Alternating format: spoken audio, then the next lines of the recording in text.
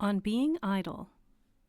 Now, this is a subject on which I flatter myself I really am au fait. The gentleman who, when I was young, bathed me at Wisdom's font for 9 guineas a term, no extras, used to say that he never knew a boy who could do less work in more time. And I remember my poor grandmother once incidentally observing, in the course of an instruction upon the use of the prayer book, that it was highly improbable that I should ever do much that I ought not to do, but that she felt convinced beyond a doubt that I should leave undone pretty well everything that I ought to do. I am afraid I have somewhat belied half the dear old lady's prophecy. Heaven help me. I have done a good many things that I ought not to have done, in spite of my laziness. But I have fully confirmed the accuracy of her judgment, so far as neglecting much that I ought not to have neglected is concerned. Idling always has been my strong point. I take no credit to myself in the matter. It is a gift. Few possess it.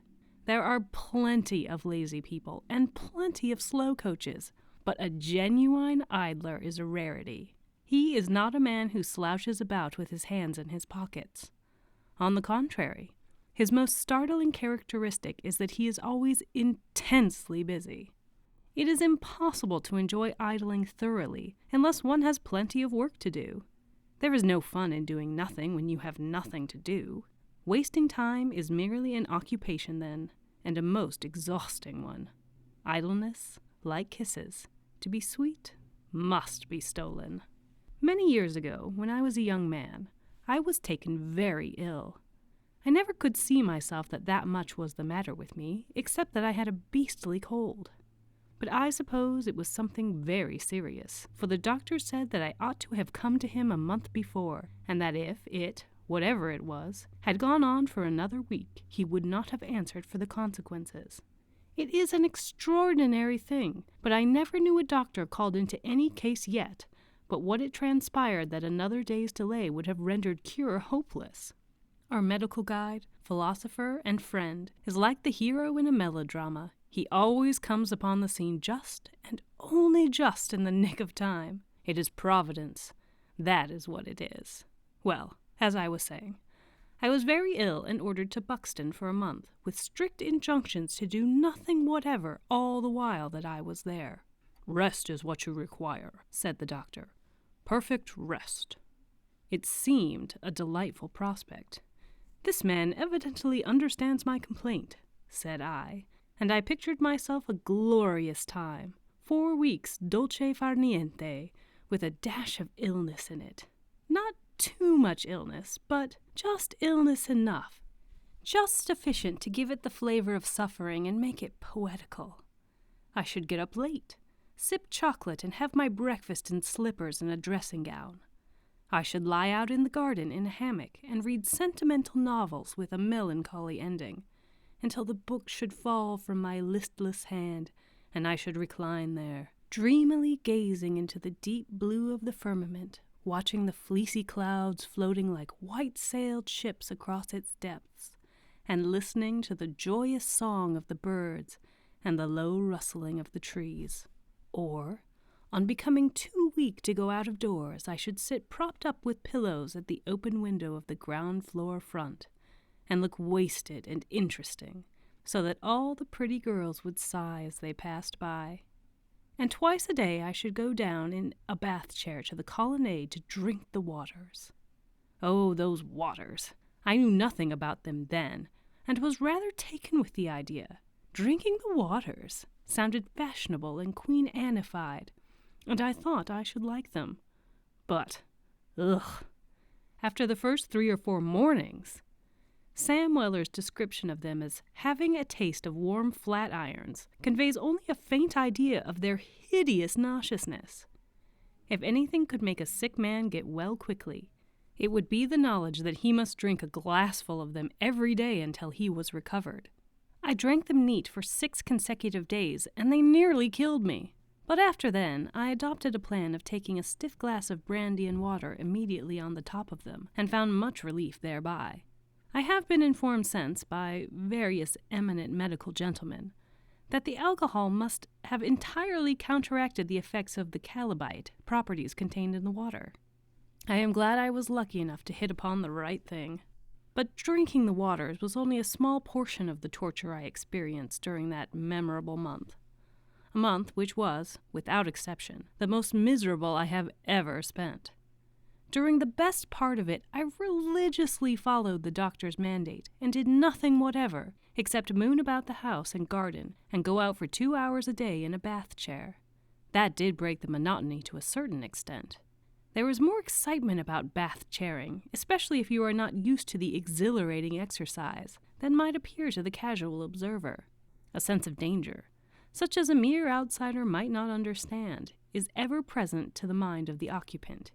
He feels convinced every minute that the whole concern is going over, a conviction which becomes especially lively whenever a ditch or a stretch of newly macadamized road comes into sight.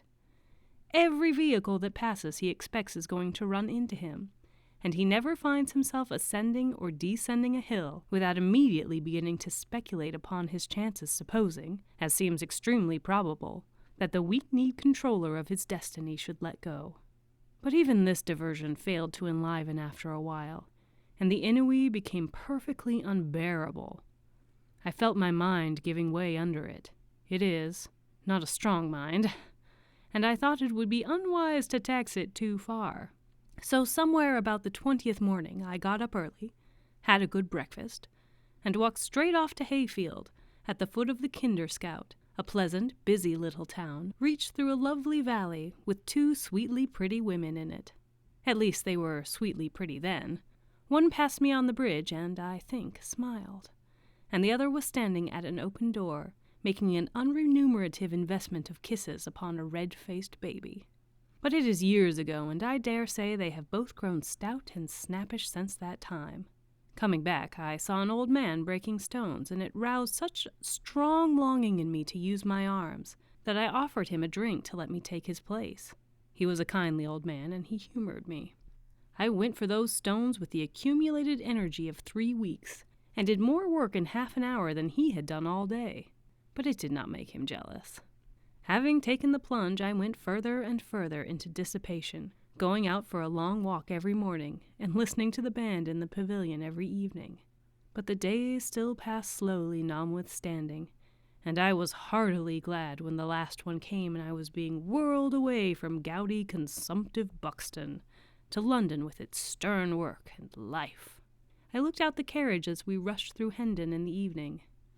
The lurid glare overhanging the mighty city seemed to warm my heart, and when, later on, my cab rattled out of St. Pancras station, the old familiar roar that came swelling up around me surrounded the sweetest music I had heard for many a long day.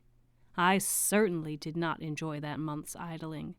I like idling when I ought not to be idling, not when it is the only thing I have to do. That is my pig-headed nature. The time when I like best to stand with my back to the fire, calculating how much I owe, is when my desk is heaped highest with letters that must be answered by the next post. When I like to dawdle longest over my dinner is when I have a heavy evening's work before me. And if, for some urgent reason, I ought to be up particularly early in the morning, it is then, more than at any other time, that I love to lie an extra half-hour in bed. Ah!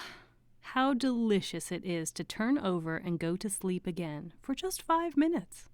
Is there any human being, I wonder, besides the hero of a Sunday school tale for boys, who ever gets up willingly? There are some men whom getting up at the proper time is an utter impossibility. If 8 o'clock happens to be the time that they should turn out, then they lie till 1/2 past. If circumstances change and 8:30 becomes early enough for them, then it is 9 before they can rise. They are like the statesman of whom it is said he was always punctually half an hour late. They try all manner of schemes. They buy alarm clocks, artful contrivances that go off at the wrong time and alarm the wrong people.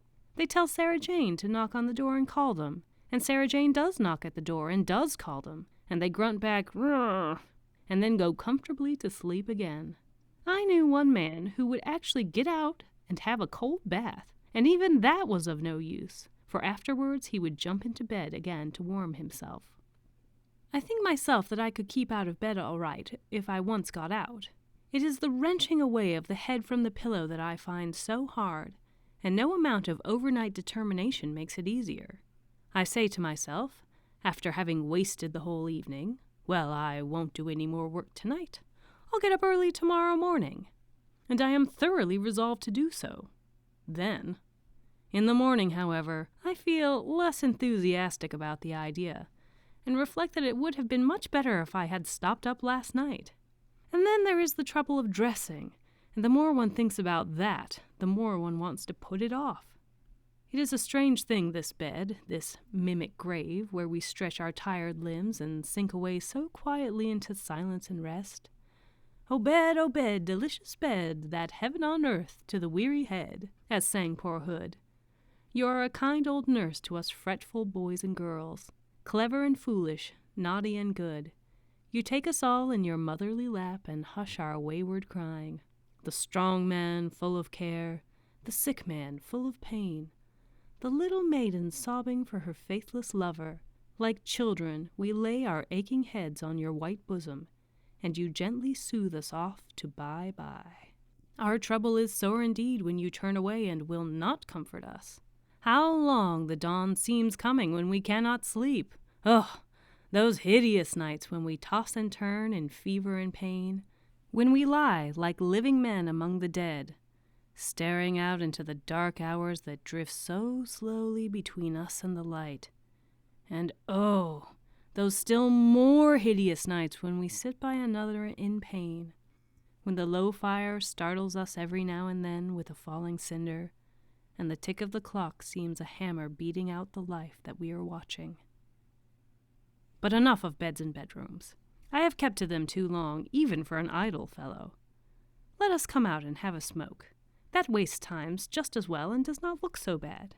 Tobacco has been a blessing to us idlers. What the civil service clerk before Sir Walter's time found to occupy their minds with it is hard to imagine. I attribute the quarrelsome nature of the Middle Ages young men entirely to the want of the soothing weed. They had no work to do, and could not smoke, and the consequence was they were forever fighting and rowing.